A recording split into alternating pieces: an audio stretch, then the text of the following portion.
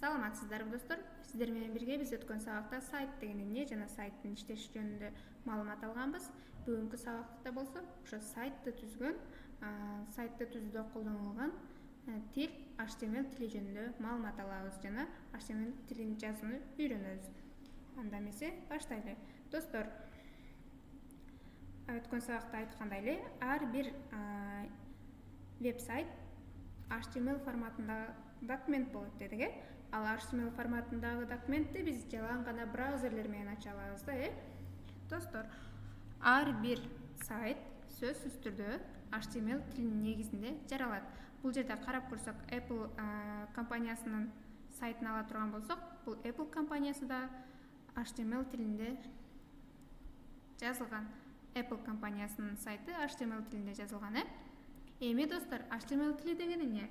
HTML тили достор, Hypertext Markup Language, гипертекстти белгилөө тили.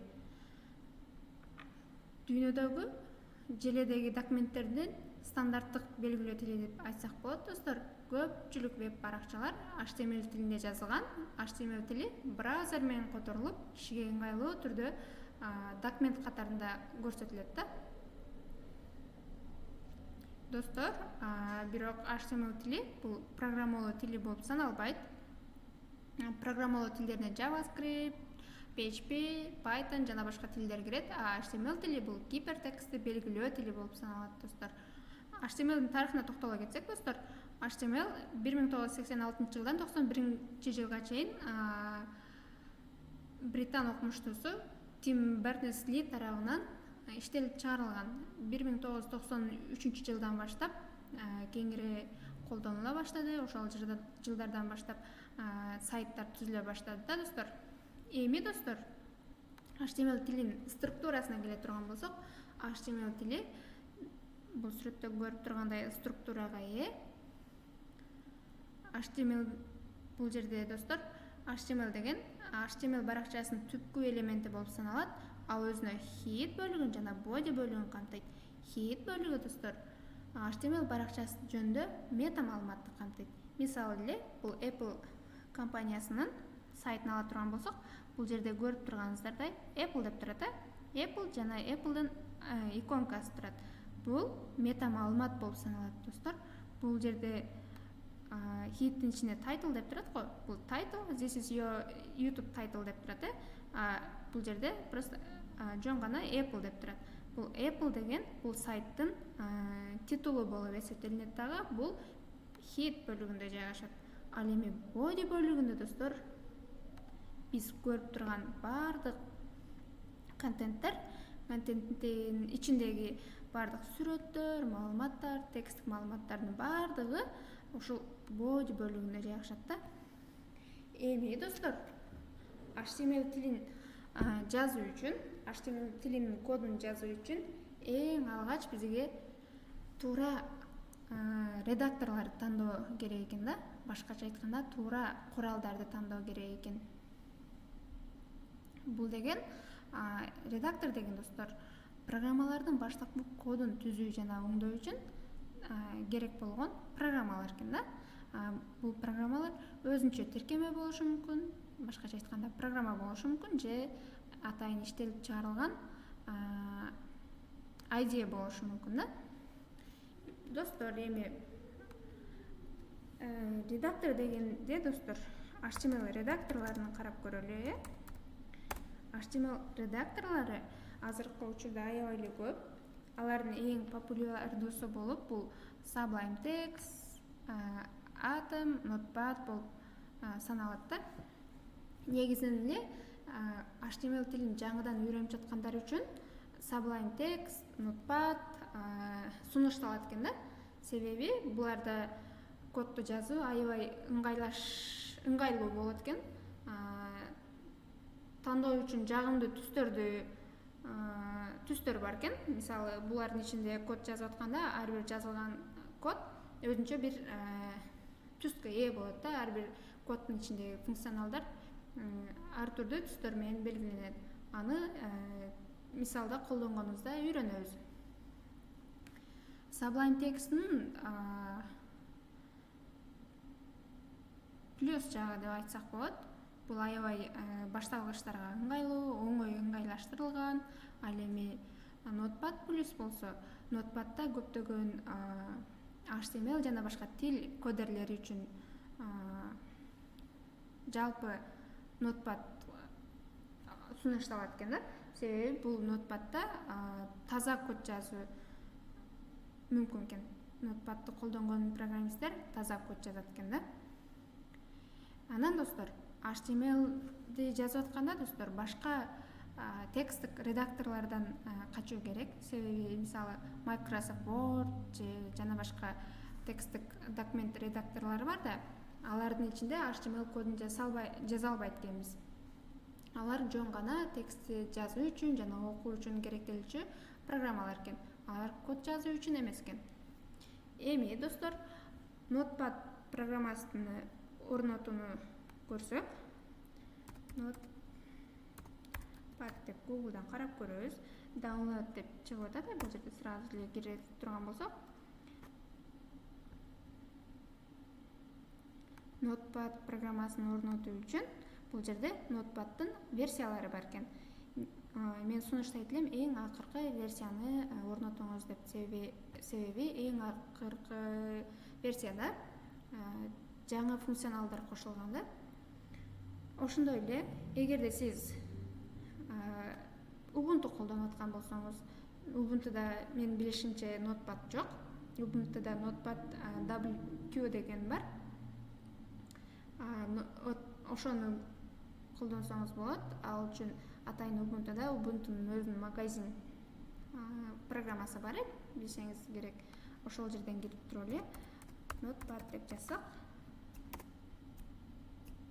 вот бул жерде Notepad WQ чыкты. Буну орнотсоңуздар болот.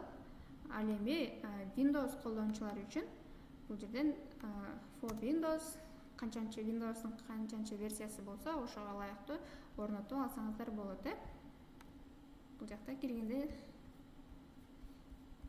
мисалы Notepad версия 8-ин орното турган болсок, бул атайын Windows'тар үчүн экен да. Windows колдонуучулар үчүн бул жерге шилтемени калтырыптыр. Эгерде сиздин компьютериңиз 64 биттен болсо, анда бул ссылкадан көчүрсөңүз болот экен да. Ал эми 32 бит болсо, өзүнчө бул жерде да ссылка бар экен. Ошол жерден көчүрүп алсаңыздар болот Notepad'ды. Эми достор, Sublime Text кандай көчүрүлөт? Sublime Text'ти дагы Ubuntu'дан киребиз. Магазинге кирип туруп эле Sublime Text десек чыгат. Ошол жерден биз сразу install'ды бассак көчүрүлөт. Вот, менде уже Notepad Sublime Text көчүрүлдү. Ачсак болот да. Ал эми Windows колдонуучулар үчүн дагы Sublime Text деп Google'дан жазсак, жерден кире турган болсок, бул жерден дагы Linux колдонуучулар үчүн шилтеме бар экен. Sublime Text. Бул жерден Windows тандасак, Windows колдонуучулары үчүн шилтеме ала алабыз. Бул жерге кирип, Mac колдонуучулар Mac'ка шилтеме бар экен. Бул жерде Windows үчүн, Linux үчүн шилтеме бар экен. Бизге Windows үчүн керек болсо, Windows басып, андай түрдө exe файл түрүндө көчүрүп алып, жана андан кийин көчүрүп алгандан кийин exe файлды запускать этсек болот да. Ошол учурда бизге Notepad++ программасы ачылат. Негизинен Notepad++ кээ бир Windows версияларында дефолт түрүндө орнотулган.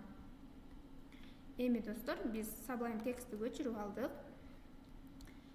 Эң алгач HTML кодунда, HTML тилинде код жазып атканда достор, HTML файлдын форматын көрсөтөбүз да. Бул жерде биз эң алгач эле өзүбүзгө папка түзүп алайлы бул сабак үчүн. HTML learning HTML deyli, HTML'de learn HTML deyli, үйрөнүү деп. Ал папканын ичинде биз жаңы HTML файлыбызды түзүп алсак, эң алгач индекс деп түзөбүз. Бул индекс дегенибиз достор, эң алгач сайтты ачканыңыздагы биринчи барак бул индекс болуп эсептелинет. Жана форматын HTML деп көрсөтөбүз. Бул жерде бизде индекс HTML деген HTML форматындагы файл түзүлдү. Эми достор, эң алгач код жазып атканда HTML тилинде эң алгач достор HTML документтин декларациясы жарыяланат экен да. Бул деген биринчи эле жазганыбызда мынтип doctype деп туруп анан жасап экенбиз. Себеби бул doctype дегенибиз бардык HTML документтери документ түрүнүн декларациясы менен башталышы керек экен да. Документ бул жерде бизде браузерге бул HTML документи деген түшүнүктү берет экен. Акыркы HTML-дагы мурда HTML-дин версиялары болгон. Азыркы учурда HTML-дин 5-чи версиясы. Биз HTML-дин 5-чи версиясында код жазабыз. HTML-дин 5-чи версиясында бул HTML деп аягына кошуп коюш керек экен достор. Мындай. Жана структурасын көрсөттүм го. Структурасында бизде мындай HTML ачылат жана жабылат да. Бул эң түпкү элементи. Код жазганда дагы эң биринчи HTML деп ачып алат экенбиз. Аны кайрадан жабабыз.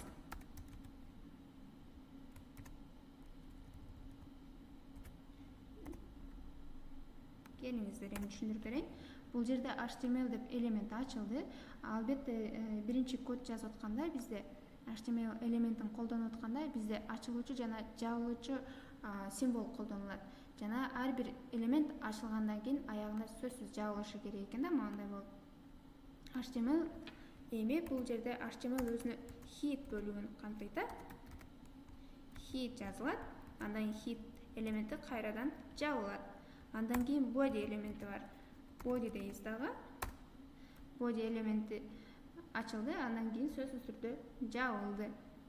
Эми достор, Sublime Text'те ушундай функция бар. Мынтип кыйналып жазып, бардыгын бирден жазып отургандан көрө, биринчи эле мындай ачылуучу символ жана HTML дегениңиздерде бул жерде өзүн көрсөтүп турат да, дефолт менен.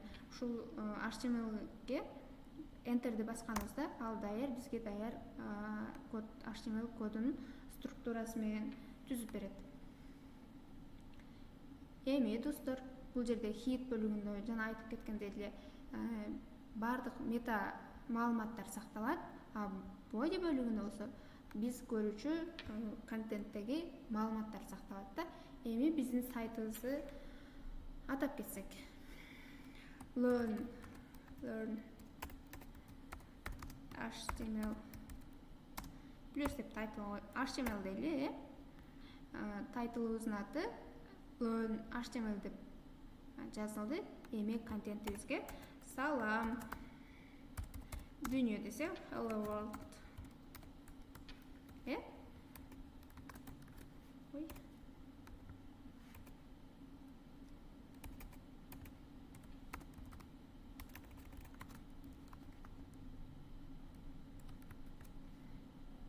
Келиңиз, бул жерде meta деген, meta charset деген биздеги UTF форматын көрсөтөбүз бул жерде. Meta name viewport content with device дегенде кийинки сабакта кеңири айтып берем. Эми биз ушул түзүп алган файлыбызды браузерден ачып көрсөк, алгач сактайбыз бул файлды.